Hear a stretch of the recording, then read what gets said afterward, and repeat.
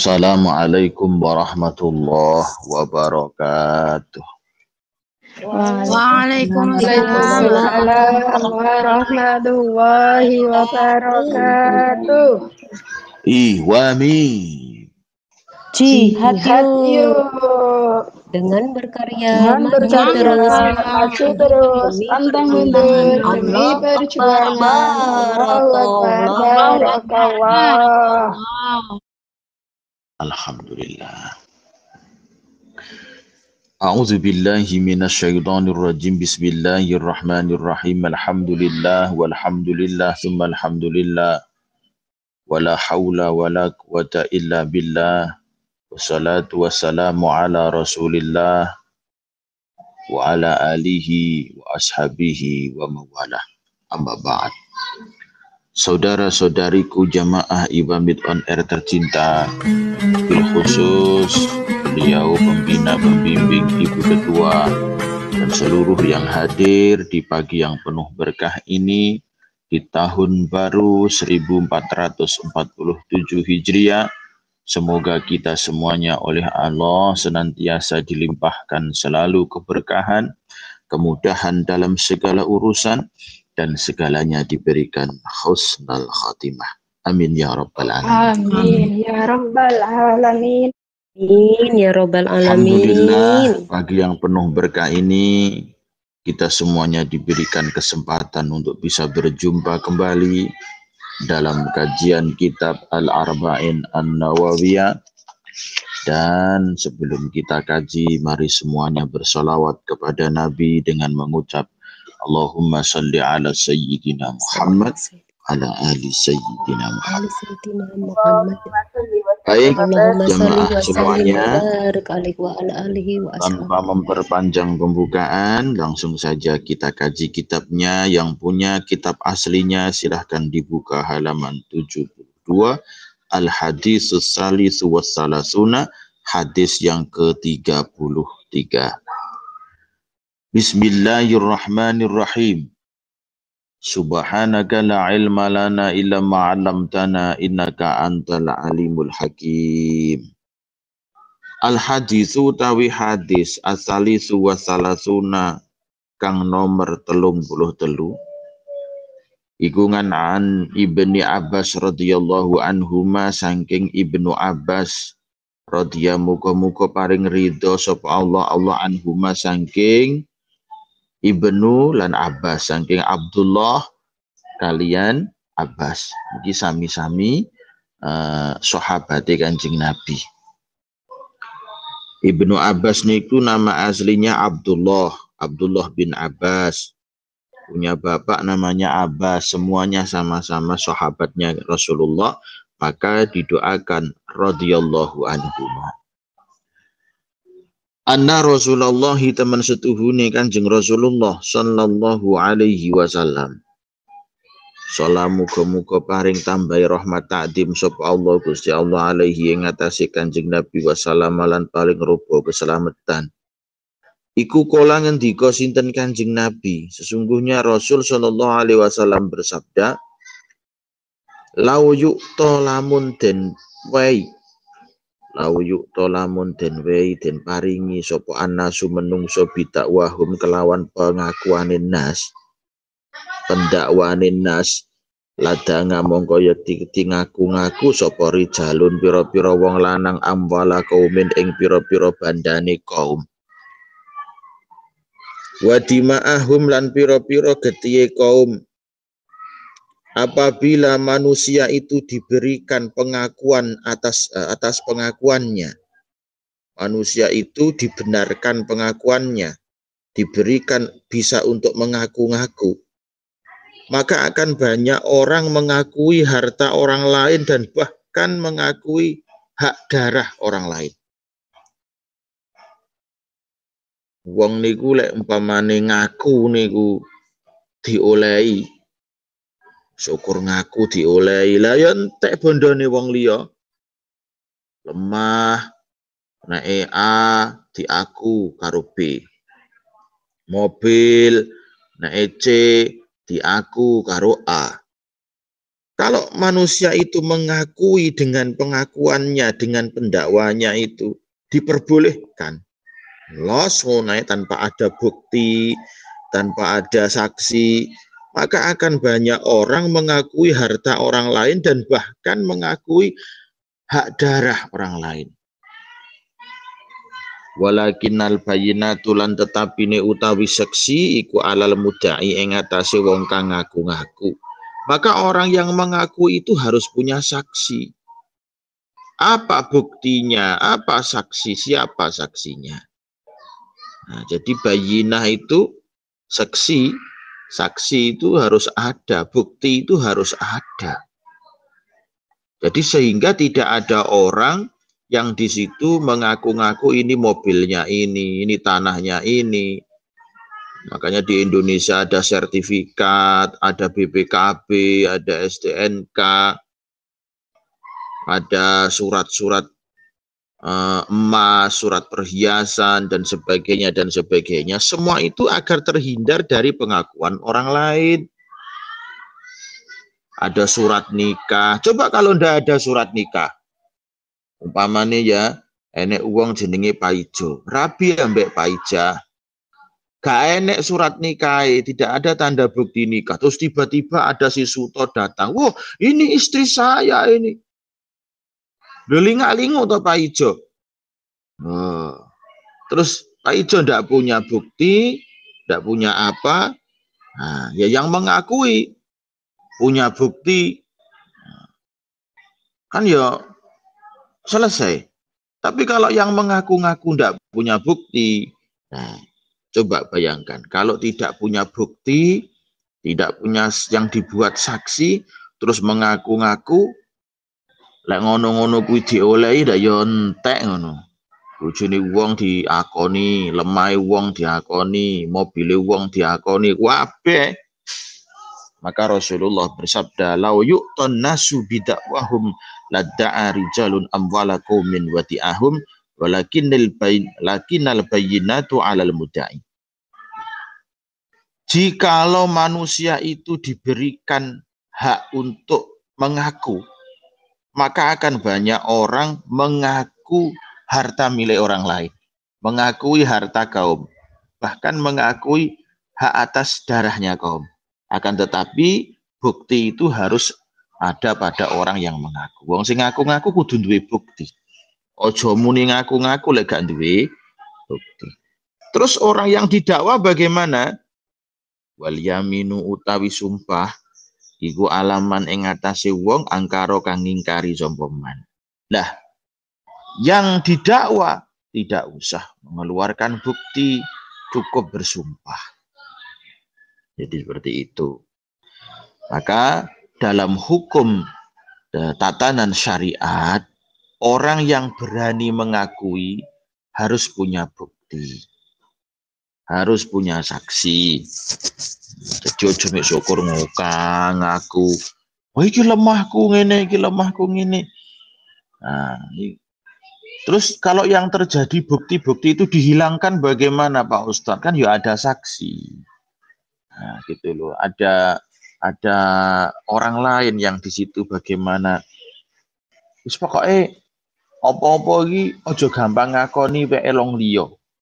Kalau memang tidak ada saksi dan tidak ada bukti. Seperti itu. Kalau semua orang diperbolehkan mengakui, diperbolehkan apa jenenge ngaku iki nak aku. Lah ya selesai. Harta orang lain barang wis dipek, barangnya dipek jarene nek ini jarene nek wah. Ya, selesai semuanya kalau seperti itu. Nah, inilah hadis yang ke-33. Nah, penjelasannya panjang. Yang pertama, ada orang mengaku, ada orang yang sudah menikah atau ada seorang istri yang mengaku kepada hakim, "Pak Hakim, saya minta cerai." "Loh, kenapa kamu kok minta cerai?" "Karena saya tidak dinafkahi oleh suami saya," katakan. "Semenjak saya menikah, saya tidak dinafkahi." Loh, buktinya apa? Kok ada seorang istri ngomong di depan hakim katanya semenjak menikah tidak dinafkahi. Ini ya jangan langsung dibenarkan begitu saja. Orang yang mengaku harus mendatangkan bukti, harus mendatangkan saksi. Ketika orang yang mengaku langsung dibenarkan, ya carane ngene kabeh wong omah-omah ya pegatan kabeh. Akhirnya peh nafakoi kurang, lemuni ora dinafakoi. Padahal seorang suami tidak dituntut untuk mencukupi kebutuhan. Tapi tuntutan atas syariat adalah memberikan nafkah. Cukup dan tidak cukup itu urusan rizki. Yang memberikan adalah Allah Subhanahu wa Ta'ala. Ini yang orang kadang tidak mengerti. Seorang suami tidak diberikan tugas, tidak diberikan kewajiban untuk mencukupi, tapi memberi nafkah, bukan mencukupi nafkah. Cukup dan tidak cukup tergantung dari orangnya. Ada orang yang sehari 100.000 cukup. Ada yang sehari 200.000 cukup. Ada yang sehari 500.000 tidak cukup ya banyak. Ada yang sehari 1 juta kurang ya banyak. Maka cukup dan tidak cukup ini tidak bisa dibuat tendensi. Maka kalau ada seorang istri lapor kepada hakim, Pak Hakim, saya minta cerai. Loh kenapa? Karena semenjak menikah saya tidak pernah dinafkahi oleh suami. Loh buktinya apa? Tidak dinafkahi kok kamu bisa makan setiap hari. Sing wedok bulet, wah ini tidak bisa diterima. Kalau orang yang mengaku A, mengaku B, terus diterima, setiap mengaku terus dibenarkan, setiap mengaku ini terus dibenarkan, maka akan banyak orang mengakui harta orang lain dan akan banyak orang mengakui hak darah atas orang lain. Contoh yang kedua, ada orang mengaku umpamanya ada orang mengaku melihat bulan ketika Ramadan tanggal 30 Syakban, ada orang bengok-bengok, Pak Hakim, Bayai, saya melihat hilal, saya melihat bulan tanggal 1. Nah, apakah dibenarkan begitu saja? Oh tidak. Orang yang mengaku melihat harus ada bukti, harus ada saksi. Jadi hanya tidak sekedar, saya melihat. Duh, jelek kabeh wong janji ngaku dibenerne lah cilaka. Moro-moro enek wong anyar, ngaku dadi nabi no ya bar malahan kok. Wah, para penduduk desa Karangkadempel, saya tadi malam mendapatkan wahyu dari Jibril dan saya diangkat menjadi pengganti nabi. Balaya cilaka malahan kok. Wah, akhirnya kabeh bener nih. Wah, ini. Kalau tidak pernah ngaji kitab Arba'in Nawawi, maka akan gampang tersesat, akan gampang membenarkan sebuah pengakuan atas orang lain yang tidak ada saksi, tidak ada bukti. Kadang wong-wong awake dhewe niku keblinger gara-gara enek wong ngaku karepe dhewe, ngaku ngipi, ketuaan malaikat, juga ingene, juga ingono. Sing tak gumuni iki ya percaya ngono lho ya wong iki. Padahal yo gak enek buktine. Buktine apa? Ngene lho. Lho Kanjeng Nabi iki ngaku dadi nabi, ngaku dadi rasul, enek buktine. Buktine apa? Mukjizate Al-Qur'an yang sampai hari ini tidak ada satupun yang mengingkarinya. Sekelas nabi, sekelas rasul mengaku menjadi nabi, mengaku menjadi rasul, punya mukjizat, yaitu firman-Nya Allah Al-Qur'an. Ya saiki ku akeh wong-wong aneh-aneh ngaku murite Nyi Roro Kidul. Ngaku meneh santrine Nabi Khidir. Ngaku meneh wis munggah ning langit bendina. Ngaku meneh bisa omong-omongan ambek wong ning jero kubur. Aku meneh wes ra karo-karuan wong saiki. Dan yang saya sesalkan, kenapa mereka selalu dibenarkan? Kok yo eneng pengikute ngono lho. Bener. Apa pengikut ini gak tahu ngaji kitab Arba'in Nawawi? Setiap pengakuan itu harus ada bayina, harus ada bukti atas pengakuan itu. Jenengan pernah baca hadis ketika Rasulullah Isra Mi'raj. Rasulullah Isra Mi'raj, perjalanan beliau dari Makkah menuju Palestina, itu saja ada bukti. Tak semena-mena Rasulullah mengaku terus yang lain sahabat langsung membenarkan.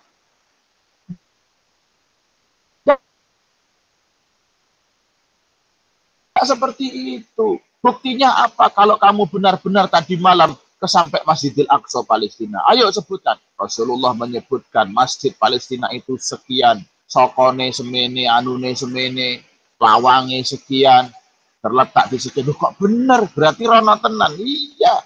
Nah, umpamane nggih, Bu Alpiyah ngaku-ngaku. Aku wis tau lho ning Taiwan, tenan aku wis rono.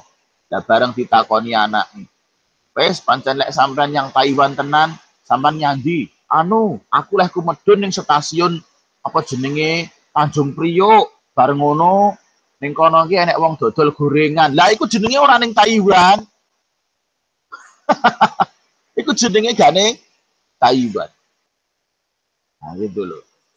Jadi orang yang mengaku itu harus ada bukti. Orang syukur ngokang aku bener nih, ngokang aku bener nih, tidak seperti itu. Nah, wa qauluhu wal yaminu ala man angkaro. Tetapi orang yang terdakwa, yang mendakwa harus ada bukti, harus ada saksi. Orang yang terdakwa, wong sing korbane, dia kudu disumpah. Jadi sumpah kepada orang yang terdakwa, ditakoni tenan. Namanya ada seorang istri mengaku tidak pernah dinafkahi. Mulai menikah, saya terima nikahnya si A, si B, binti A, si B. Mulai itu apakah kamu benar tidak memberikan nafkah sedikit pun? Disumpah. Kalau dia mengaku benar, maka pengakuan si istri dibenarkan.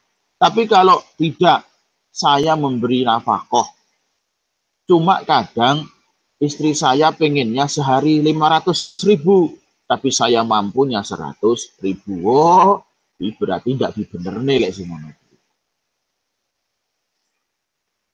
Jadi masalah hukum pengakuan di dalam hadis 33 ini Rasul mewanti-wanti kepada kita, siapapun yang mengaku harus ada bukti.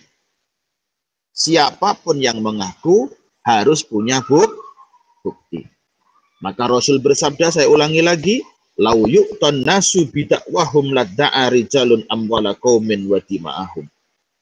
Seandainya manusia itu diberi izin untuk mengaku-ngaku, maka akan banyak orang mengakui harta milik orang lain dan bahkan mengakui hak atas darah orang lain.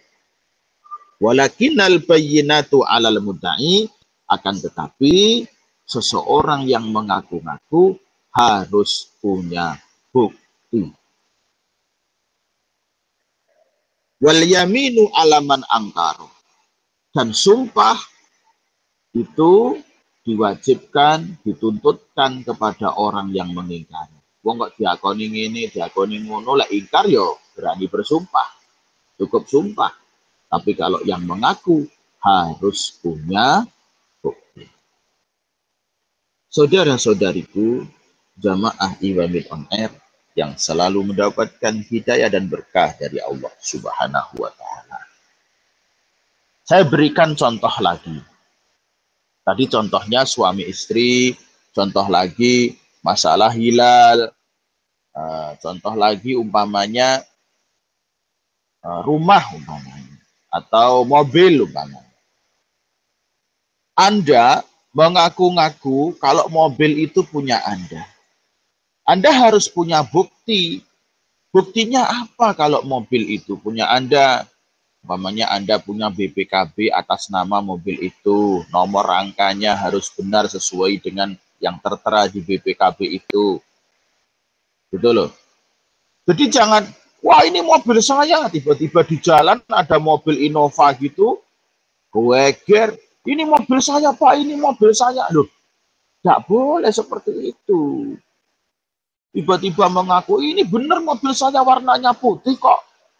Bener kok ini warnanya putih loh, mobil Innova warna putih itu banyak bos, pabrik membuat itu ribuan. Jangan ketika ada mobil warna putih terus Anda mengaku itu mobil Anda, buktinya apa? Gitu loh. Makanya segala sesuatu yang ada akad sebaiknya harus disertakan bukti. Mula kenapa menikah itu ada surat nikah. Ben enek bukti ini. Ben percaya, oh iki bojone sampeyan tenan kok. Oh nggih. Mana surat nikahnya ini? Pamane enek uang lanang karo wedok, laku bareng. Nah, terus enek wong liya takok, iki bojomu ta? Iya, padahal duduk. Nah, ndi buktine lek bojomu? Guyang guyu. Tak enek bukti ini, anu kok bis bukti ini pokoknya aku awar bareng loh. Awar bareng urung mesti lek bojo. Bojoan iya. Nah, maka harus ada bukti gitu loh. Harus ada bukti. Kamu mengaku kalau itu adalah suamimu, kamu mengaku kalau itu adalah istrimu. Mana surat nikahnya? Nah, gitu loh. Jadi setiap akad itu kenapa Rasulullah memerintahkan untuk mencatat, dicatat, biar ada bukti. Jenengan beli tanah, beli motor, beli apa, dicatat. Siapa tahu nanti di kemudian hari ada orang yang buruk perangannya, ada orang yang jahat mengaku-ngaku sepeda yang Anda beli. Mengaku-ngaku tanah yang Anda beli. Nah, Anda punya bukti seperti itu. Jamaah yang selalu mendapatkan hidayah dan berkah dari Allah, dari hadis yang ke-33 ini, nah, jadi kita menjadi faham betapa pentingnya bukti. Apabila Anda mengaku, maka wajib punya bukti dan bahkan punya saksi. Baik, sampai di sini dulu pembahasan di hadis yang ke-33. Kita lanjut ke hadis yang ke-34 di perjumpaan berikutnya. Sampai jumpa di lain waktu. Mohon maaf atas segala kekurangan. Semoga sedikit ilmu ini menambah keluasan paham keilmuan syariat kita dan menjadikan Allah melimpahkan keberkahan untuk kita semua. Selamat tahun baru 1447 Hijriah. Semoga semuanya tambah hari, tambah barokah, bihusnil khatimah. Amin ya rabbal alamin. Usikum wa nafsi bitaqwallah wal afu minkum. Assalamualaikum warahmatullahi wabarakatuh. Waalaikumsalam warahmatullahi wabarakatuh.